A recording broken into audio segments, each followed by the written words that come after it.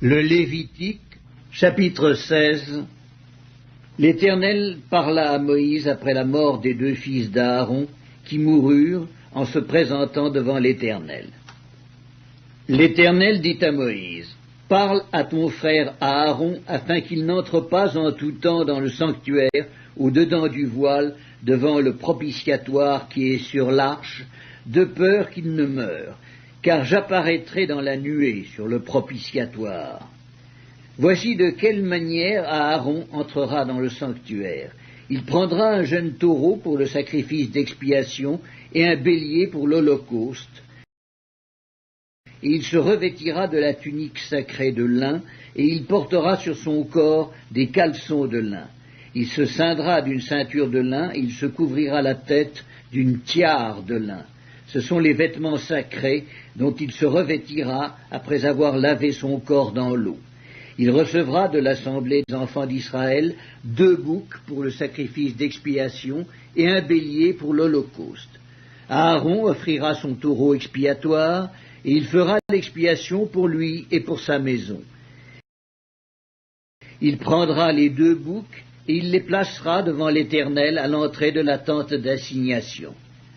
Aaron jettera le sort sur les 2 boucs, un sort pour l'Éternel et un sort pour Azazel. Aaron fera approcher le bouc sur lequel est tombé le sort pour l'Éternel, et il l'offrira en sacrifice d'expiation. Et le bouc sur lequel est tombé le sort pour Azazel sera placé vivant devant l'Éternel, afin qu'il serve à faire l'expiation, et qu'il soit lâché dans le désert pour Azazel.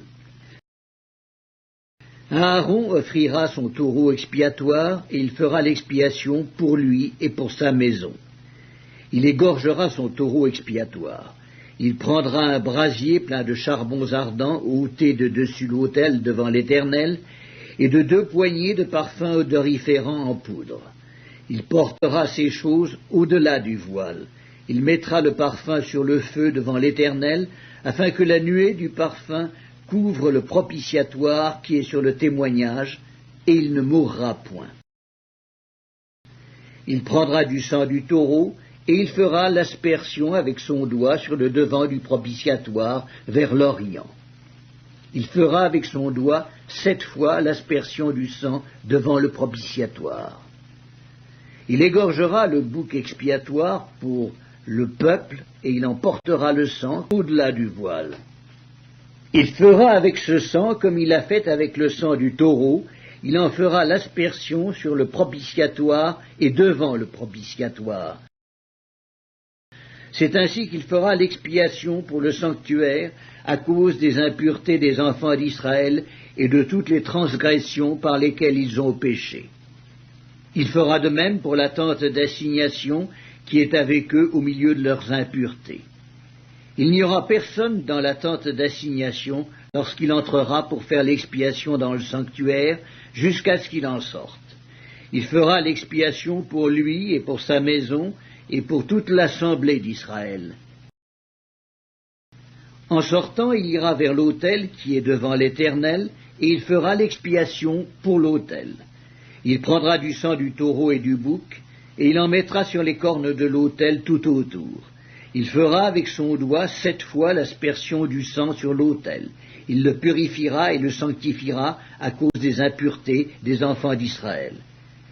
Lorsqu'il aura achevé de faire l'expiation pour le sanctuaire, pour la tente d'assignation et pour l'autel, il fera approcher le bouc vivant.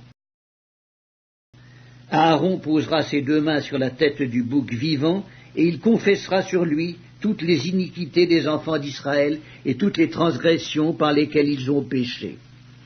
Il les mettra sur la tête du bouc, puis il le chassera dans le désert à l'aide d'un homme qui aura cette charge. Le bouc emportera sur lui toutes leurs iniquités dans une terre désolée. Il sera chassé dans le désert. Aaron entrera dans la tente d'assignation. Il quittera les vêtements de lin qu'il avait mis en entrant dans le sanctuaire, et il les déposera là. Il lavera son corps avec de l'eau dans un lieu saint, et reprendra ses vêtements. Puis il sortira, offrira son holocauste, et l'holocauste du peuple, et fera l'expiation pour lui et pour le peuple. Il brûlera sur l'autel la graisse de la victime expiatoire.